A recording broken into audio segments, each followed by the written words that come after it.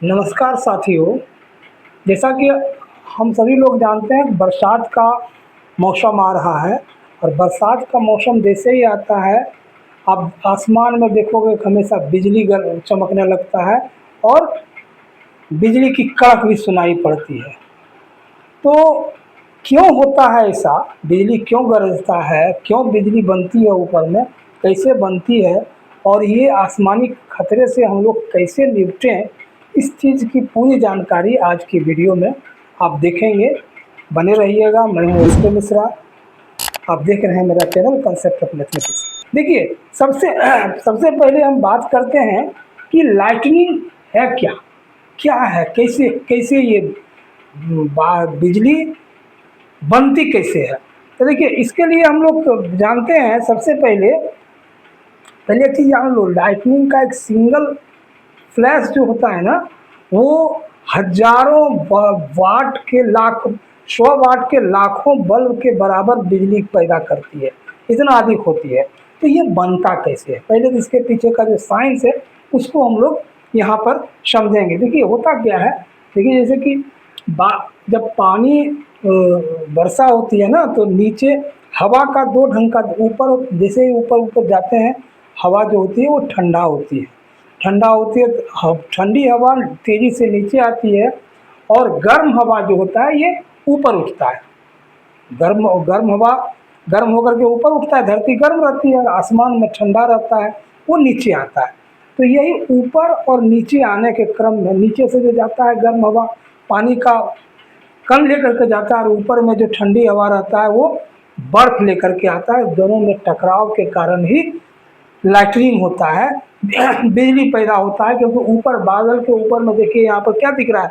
बादल के ऊपर में जो है वो प्लस पॉजिटिव आयन होता है, नीचे जो होता है निगेटिव आयन। तो यही पॉजिटिव आयन और निगेटिव आयन आपस में टकराने से चिंगारी निकलता है, जिसको कि हम लोग लाइटनिंग कहते हैं।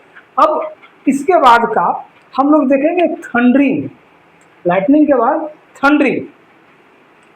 अब देखोगे दोस्तों कि जब भी आप देख चमक होता है, बिजली चमकती है, उसके कुछ समय जब बिजली चमकने के कुछ समय बाद गर्जना सुनाई पड़ता है। ऐसा क्यों होता है और बादल का गर्जना है क्या? हम पहले इसको देखते हैं। पहले देखिए, हम जानते हैं कि इसका जो प्रकाश का जो चाल है वो लगभग है 3 लाख किलोमीटर, 3 लाख किलोमीटर पर सेकेंड, 3 लाख किलोमीटर प्रति सेकेंड है। और जबकि ध्वनि का जो चाल है मात्र 240 मीटर पर सेकेंड। इससे आप अनुमान लगा लीजिए, ध्वनि का जो चाल से हजारों गुना ज़्यादा होता है लाइट का, प्रकाश का चाल। इसलिए प्रकाश का जो चमकता है वो पहले आ जाता है, ध्वनि बाद में हमको सुनाई पड़ता है। अब है कि थंडरिंग होता क्यों है? देखिए, जब जैसे ही ये बताया कि प्लस माइनस, जब बादल आपस में दो समान आयन वाला पॉजिटिव और निगेटिव टकराता है, तो जब वहाँ बिजली पैदा होती है, पता है दोस्तों, वो बिजली इतना अधिक वहाँ गर्मी पैदा कर देती है कि सूर्य में जो गर्मी होती है उससे भी 5 गुना ज़्यादा गर्म हो जाता है वहाँ पे। लगभग 30,000 डिग्री सेंटीग्रेड, याद रखना, 30,000 डिग्री C। जैसे यहाँ देखिए, 30,000 डिग्री C गर्मी पैदा करता है। यही 30,000 डिग्री गर्मी जो पैदा होने से क्या होता है, हवा बहुत अधिक गर्म हो जाता है और गर्म हवा तेज़ी से ऊपर उठता है। वही तेज़ी से ऊपर उठने के कारण से ये जो होता है, एक शॉक वेव पैदा करती है। यही शॉक वेव हवा का जो होता है ना, वही थंडरिंग का आवाज़, बहुत तेज़ी से आवाज़ होता है, उसी को हम लोग थंडरिंग कहते हैं। समझ गए स्टूडेंट कि अब लाइटनिंग क्या है और थंडरिंग कैसे होता है, ये हम समझ गए। अब एक चीज़ आप याद रखो, एक साइंस बड़ा अच्छा चीज़ बताया है। आप बता सकते हो कि यदि बिजली चमक रही है, बादल गरज रही है, तो हम तूफान आपसे कितना दूर है। अभी वर्षा नहीं हुई, आपके पास कोई तरह का है नहीं, लेकिन दूर से दिख रहा है कि थंडरिंग और लाइटनिंग का आपको दिखाई पड़ रहा है तो आप पता कर सकते हो कि तूफान आपसे कितना दूर है। इसके लिए विज्ञान एक दिया है 30-30 रूल। 30-30 रूल क्या है ये? 30-30 रूल बड़ा आजमाया हुआ रूल है। 30-30 रूल देखो, इसको दोस्तों आप कर सकते हो घर में। और ये चेतावनी है, साइंस की तरफ से भी बताया गया है कि ऐसे ही आपका कहीं पर बिजली चमकते हुए देखिए, तो जैसे बिजली चमके ना, तुरंत आप काउंट करना शुरू कर दीजिए 30 सेकेंड। यदि बादल चमकने के बाद 30 सेकेंड या उससे पहले गर्जना की आवाज़ आपके कानों तक आ गई, तो समझिए कि तूफान आपसे 6 मील दूर है, लगभग 10 किलोमीटर दूर। 30 सेकेंड के पहले यदि आ जाती है गर्जना की आवाज़, तो आप समझ जाइए जल्द से जल्द तूफान आ रहा है। और आप बचने का उपाय इसका ढूंढ लीजिए। क्या बचने का उपाय वो हमें बताएंगे। बचने का उपाय ढूंढ लीजिए, इससे हमको ये पता चल जाता है। इसको कहते हैं हम लोग 30-30 रूल। अब देखिए, अब हम लोग ये हम देख लिए 30-30 रूल से क्या होता है, तूफान आ सकता है नहीं आ सकता है, इसे हम जान गए। लेकिन अब हमको इसके तरफ देखना है कि लोगों में ऐसा क्या भ्रांति रहता है। 3 झूठ पहले देखेंगे, लाइटनिंग और थंडरिंग के पीछे का 3 झूठ क्या है। सबसे पहला, लोगों में ऐसा सुने होंगे कि कार वगैरह बस वगैरह का जो टायर रहता है ना, टायर जो होता है इंसुलेटेड होता है, इसलिए उसमें बिजली का प्रभाव नहीं पड़ता है। गलत, बिल्कुल गलत, ये झूठ। टायर से कुछ अंतर नहीं पड़ता है। होता क्या है, मेटेलिक बॉडी जितना भी होता है, चाहे कार हो, बस हो, ट्रेन हो, वो एक फैराडे केज बनाता है। याद रखना, फैराडे केज। यहाँ देखिए फैराडे केज क्या होता है। फैराडे जैसे जैसे देख रहे हो कार में बिजली जब गिरती है, फैराडे केज जो होता है चारों तरफ से मेटेलिक बॉडी होता है और बिजली को सीधे ज़मीन तक पहुंचा देती है। और अंदर बैठा हुआ को जरा सा पता भी नहीं चलता है कि बिजली गिरी है। हवाई जहाज वगैरह पर हमेशा बिजली गिरती रहती है, लेकिन उसको पता नहीं हो सकता है कि इस पे बिजली गिर रही है। ठीक है, तो ये फैराडे केज के कारण होता है। कंक्रीट का घर वगैरह जो पिलर का बना रहता है ना, उसमें भी फैराडे केज बनता है। घर के अंदर सुरक्षित रहते हैं हम लोग। दूसरा दूसरा झूठ जो होता है कि भाई पेड़ के नीचे हम लोग छुप जाना चाहिए। बिल्कुल नहीं। पेड़ जो होता है वो बिजली का सुचालक होता है। ऊंचा पेड़ आसानी से अट्रैक्ट करता है, आपकी जान जा सकती है। पेड़ के नीचे नहीं जाए। तीसरा जो मिथक है कि कहता है कि एक बार जहाँ बिजली गिर गई वहाँ दोबारा नहीं गिरेगा, तो बिल्कुल गलत।